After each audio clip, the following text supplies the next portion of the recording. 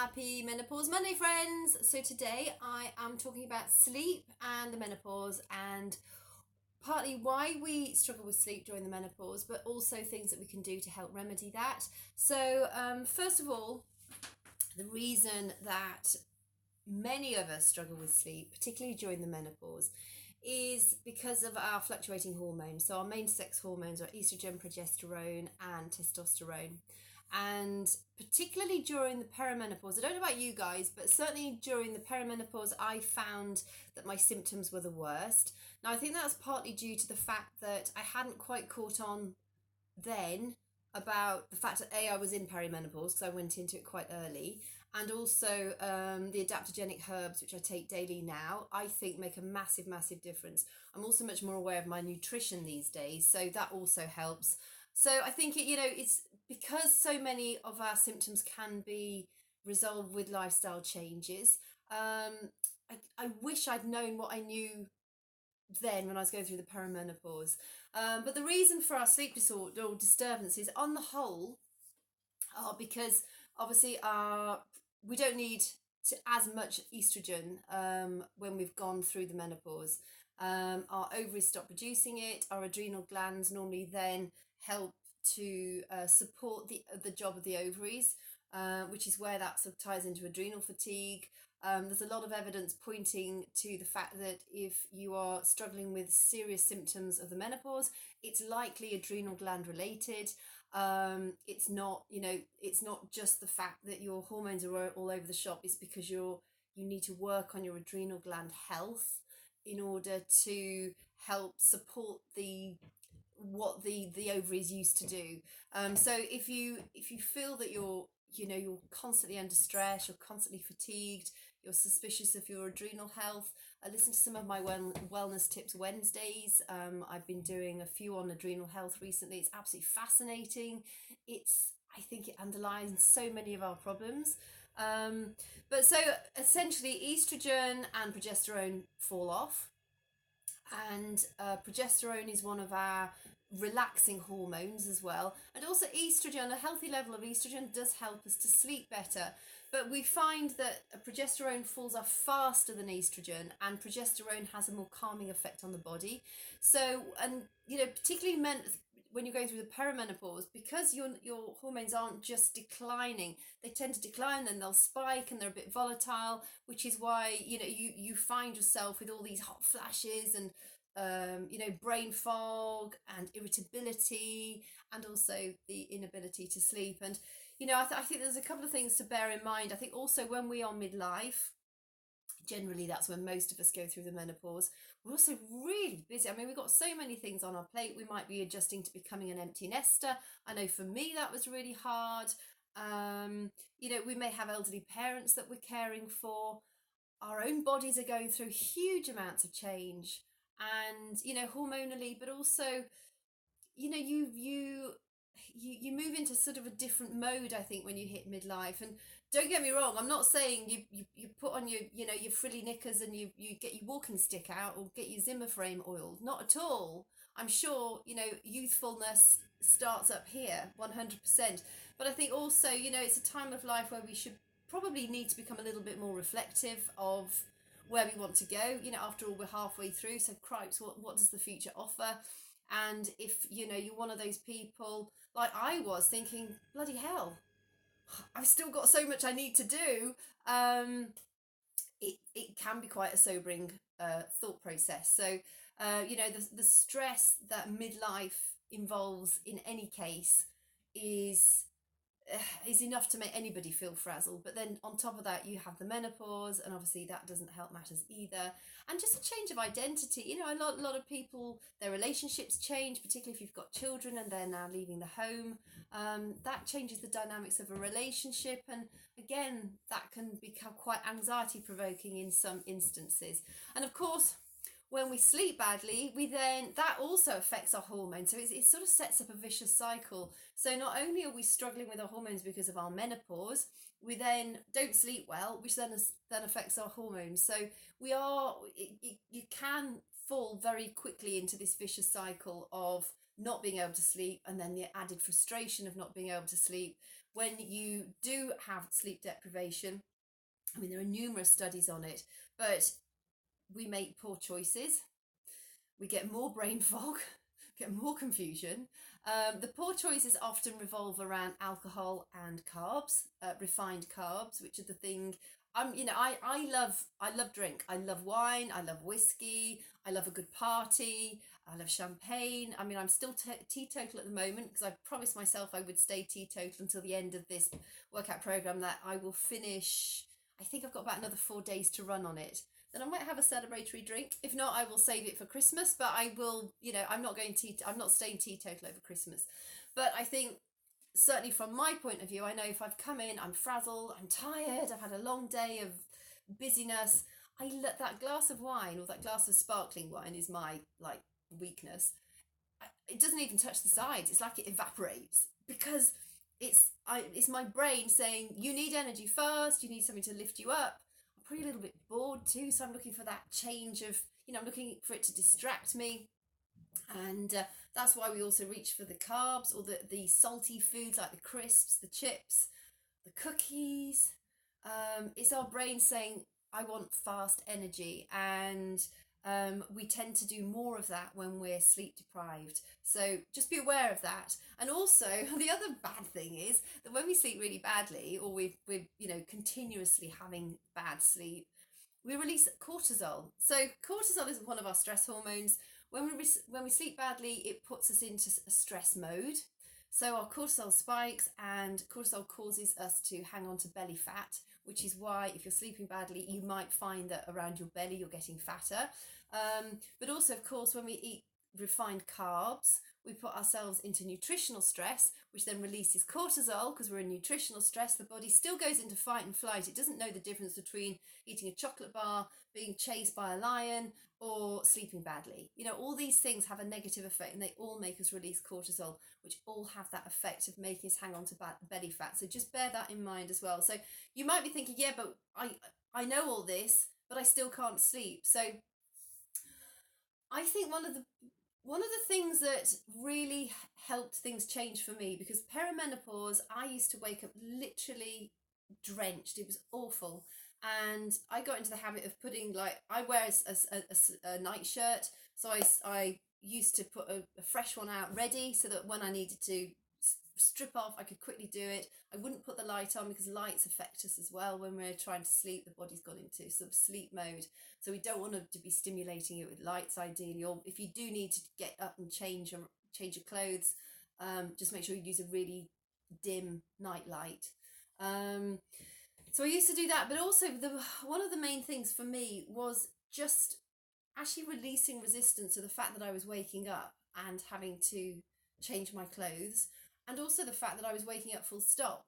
Because obviously when you're resistant to it, it's going to happen anyway because of your fluctuating hormones to a degree, until you're you can help to stabilize it, which is the points I'm going to go over next. But while you're in the throes of trying to get out of that sort of trap of sleeping badly and then the cortisol release, one of the things that I found was the most important was actually just releasing resistance to it. So accepting I was waking up, understanding it's because it's my fluctuating hormones, making sure I probably didn't drink too much booze, making sure I'd stayed off the refined carbs so that I wasn't making matters worse. Yeah, it took a couple of days of thinking, oh, I really feel like a drink, but the benefits of sleeping better far outweigh the cravings for a quick drink in the evening. So be aware of the fact that when you're resistant to waking up, you're already spiking your cortisol levels, which is going to have a negative impact on you. So I think just giving yourself grace, accepting it's happened, and then doing some of the things I'll share with you to possibly help you get back to sleep again. I've actually got a sleep download as like a little mini ebook, which if you want to grab a copy of that, either send me a private message or leave me a comment. Or if you click the link in my bio, I don't think I've activated the link for it just yet, so wait until I finish doing this live, then click the link in my Instagram bio, and that will take you to the sleep document, and just you can click to get the document that way. It just goes over sort of sleep hygiene in a lot more detail than I'll cover right here now. But for, quick tips are keep your room cool. We should all have a cool room in any case to sleep optimally. You want it around about sort of mid 60s, ideally. What would that equate to in centigrade? I'm trying to work it backwards. I can always work it one way. So about 18 degrees, I think, 17, 18 degrees C, or sort of 62 to 65 degrees Fahrenheit. I think that was the conversion. But you want it reasonably cool, and particularly if you're menopausal, it means you can just kick the covers off, keep your covers, I go for lots of thinner layers, because they're easier to sort of adjust. And if you're not feeling too volcanically hot, then you don't need to take them all off. But in a cool room, at least you can stick your leg out, or you can literally strip off, let yourself cool down, then put the covers back on again. Another thing I found really helpful was keep a little atomizer spray. So when I woke up with a hot flush, I'd literally just spray all around my arm, my forearms, my shoulders, my neck, and that would cool me off really quickly too. If you don't have an atomizer, just get a flannel and keep it damp, and maybe put a few drops of lavender essential oil on it. And obviously lavender helps us to sleep really well in any case, but it's really refreshing just to pat around the back of your neck and on your face and on your hands, and just refresh that every day before you go to bed. One of the main problems that most of us have is, whether you're menopausal or not, is reading on our phones or working on the laptop until late. The blue lights frazzle your brain. They really affect your circadian rhythms. So try and turn off all electronics a good hour, maybe 2 hours ideally, before you go to bed. That will help set you up for a more successful sleep. So I think also menopausal, the sleeping issues fall into two categories. It's being able to fall asleep even though you're really tired, and then waking up in the early hours. Waking up in the early hours is often due to low blood sugars dropping and your cortisol spike happening because you've gone into the fight and flight response. So the cortisol is designed to wake us up when we need to wake up, when the sun rises, and it motivates us to get out of bed and get on with the day. But if your blood sugars are out of whack, then that is going to have a negative impact on you waking up in the early hours. So again, be mindful of what you're eating before you go to bed. Avoid refined carbs. I mean, ideally avoid refined carbs full stop, but particularly before you go to bed. And the same applies to alcohol. So try and keep your alcohol down, because again, it does trigger that early morning wake up thing. The issue trying to fall asleep when you are even though you're tired is a typical menopausal symptom. It's something that I struggle with occasionally. What I've started doing when I get that is either I listen to a guided meditation. I find one on YouTube. There's a Wayne Dwyer one which I love. It's the I Am Manifestation meditation. Just Google that on YouTube. It's brilliant. He's got a short 20-minute one, and then he's got one it's like combines two, and that goes on for about 45 minutes. I listen to that and I always fall asleep during that. And I've also found it's really helped me achieve more goals in my life as well. There's something about it. It's quite magical. It's got a lovely sound to it. Really relaxing. And if you're stressful, anyone actually, if you're dealing with stress on any level and you're finding sleep as a struggle, type in YouTube the Wayne Dwyer manifestation I Am meditation. It will pop up. It's just superb. The other really wacky thing that I do is, particularly if I've woken up during the night, I focus on this because I love nature. I focus on this one thing that's completely unstimulating. I don't know how I started doing it or why I do it, but it works every single time. I focus on this lump of concrete, and it's got gnarly metal bits sticking out of it. And it's this odd shape, so like a wonky triangular shape, and it's thick and solid. And I just focus on that in my mind's eye. And because it's so unstimulating to me, it's just, I'm so like ambivalent or about it. I promise you, if I can focus on that for sort of like 3, 4, 5 minutes, I go straight to sleep again. And that is another thing that I've started using since becoming perimenopausal. I mean, I'm postmenopausal now, but when I was perimenopausal, it helped massively. So, a lump of concrete might not be your ideal thing to focus on, but as long as you find something that is just completely unstimulating to you, you'll find, because it's not triggering any interest in your brain. And the body's incredibly clever. It knows that it's bedtime. It knows that it's nighttime. So, if it's dark outside, your body knows it's time to sleep. So I think it's just about us allowing our bodies to get to where they need to be in order to follow the circadian rhythms naturally. Now, if you live in a house where you've either got bright lights outside because of street lamps, get some blackout blinds so they don't affect you, or make sure all your lights inside are turned off. Um, I don't have curtains in my house. I love waking up with the morning, and I love going to, wintertime I do tend to sleep more. In the summer I don't sleep as much because I do follow the natural patterns. So 5 o'clock normally is when I wake up in the summer month, but in the winter I probably naturally sleep to about 7:30 in the morning, just because that's when the sort of light starts to come into my bedroom. So, you can either allow your body to do that naturally, because even though your eyes are closed, our skin has light receptors in it. So that's why, even though your eyes are shut, if you are in an area where you're getting exposure to light, whether that's artificial light or natural daylight, your skin is going to sense that. And it might be that if you sleep with the landing light on, for instance, you're probably not sleeping as deeply as you would sleep if the landing light were off. So I know some of you may have kids that are afraid of the dark. Maybe just put them a tiny little, you can get those tiny little glow sockets, so at least they can see it in their room, and it gives them a sense of comfort. But it's not enough to actually disturb their sleep, because of course that's really important too. But it also means that it's not disturbing your sleep, because it's not something that's invading your space either, whether that's through a window or through your door. So just be aware of lights in the bedroom. But I think specifically for menopause, it's about having those things that are going to cool you down fast. The hot flashes are going to occur. I think as you go through it, as you get through your perimenopause and into postmenopause, they certainly tend to settle down.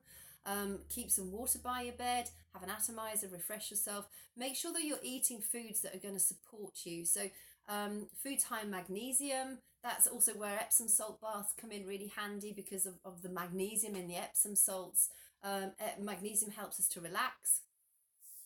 So any foods like, dark chocolate, I'm trying to think off the top of my head, avocado, fatty fish, any fatty fish, because omega-3 fatty amino acids, or omega-3 essential fatty acids, are also incredibly good for you, and you get those from fatty fish.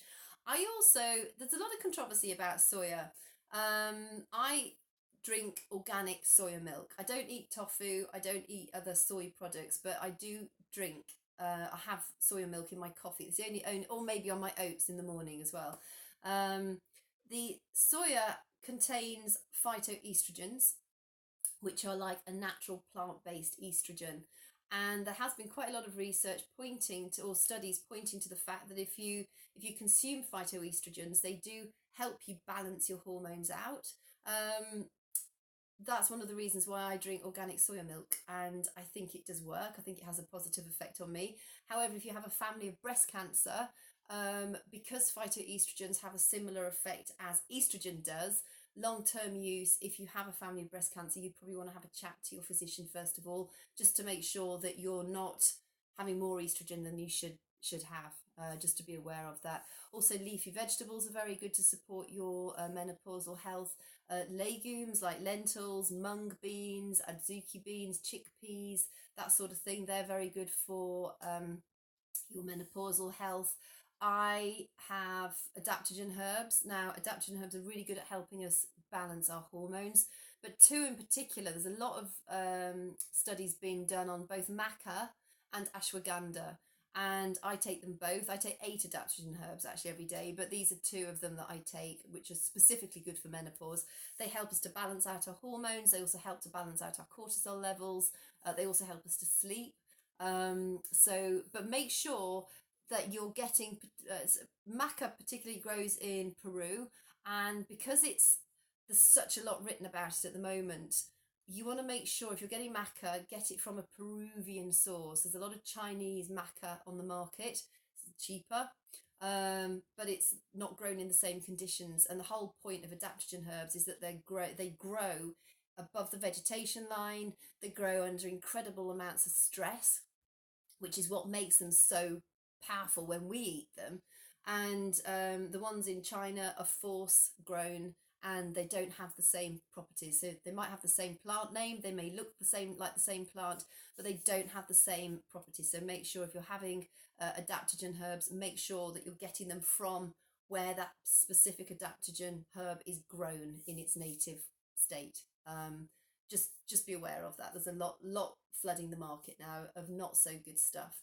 What else was I going to say? I think that's pretty much it. I think that, you know, the most important thing is to give yourself enough time to sleep. Set up healthy sleeping habits. If sleep is a really erratic for you, make sure you follow the same pattern for a good 30 to 60 days, even at the weekend. So make sure you're in bed by, say, 10 o'clock, so that you can get a good sort of 7 to 8 to possibly even 9 hours of sleep. Everybody needs slightly different amounts of sleep. So you'll know what is hopefully is the optimal amount for you, but make sure bedtime is at the same time every night for a consistent period of time, so that your body gets used to that habit. And once you're used to the habit, it will make going to sleep a lot easier. And maybe read a book or listen to music, or like I said, listen to one of those meditations, the Wayne Dwyer meditations, and those will just help you to switch off from the day and prepare yourself for sleep. Dark room, keep a spray if you're suffering with a lot of hot flashes, damp flannel, and eat as healthily as you can do, because if you're supporting your nutritional needs, then everything else gets supported too, and you'll find that, you know, your blood sugars are more stable throughout the course of the night, which means you're going to sleep better, which means you're going to feel better the next day. And it's everything is interrelated. There is no quick fix, because everything is interrelated. If you follow a healthy lifestyle, you're going to improve on every single level. The other thing I would also say is, try not to exercise within about 2 hours of going to bed, because it stimulates your adrenaline, it stimulates your cortisol. And although I am the biggest proponent of having regular exercise, right before bedtime is not the best time to do it. I used to run a Krav Maga martial arts, we used to call it Fight Club, because it was a bit like a fight club, and it used to take place in the evening between 7 and 9 on a Wednesday night and a Friday night. I was the only girl in the class. We'd got some really big fellas in there, and it really was, I mean, full on, like, proper contact Krav Maga fighting. And I could never sleep. I was dead on my feet, and I'd come home and I could never ever go to sleep. It was the worst ever. And it's just because my body was pumping all these stress hormones from this working out with these big fellas and trying to sort of grapple and do what we were doing in the session. And it was then that I realised how negative, or how much of a negative impact extreme exercise can have on your sleep. So bear that in mind too. If you're a late night gym goer, it does have a negative knock-on effect to your sleep pattern. You will really struggle to go to sleep. So, and you're probably not going to sleep particularly well throughout that night either. So just remember also that, you know, the following day you might have cravings, or you will have cravings if you slept badly. So just be mindful of those, and make sure that you've got healthy snacks lined up ready, so that you don't reach for the snack that is then going to set you up negatively for another bad night's sleep, because your blood sugars need to be kept stable. You want things with high fibre, you want to be eating healthy fats, lean protein, lots of vegetables, and that will help support your adrenal glands, which are incredibly important, but it also helps you to regulate your hormones. So I hope that has helped. And if you've got anything you'd like me to cover in a future Menopause Monday, please leave me a comment or send me a private message. And if you want to get hold of that Healthy Sleeping Habits ebook, I'm going to go and activate the link for that now on my link tree. So go into my Instagram profile, into my bio, and you'll see the Linktree link there. Click that, and one of those choices, there will be the Healthy Sleeping Habits ebook. So I'll email that across to you if you would like to get a copy of that. So I hope this has been helpful. Thank you so much for joining me, and I will catch you again soon.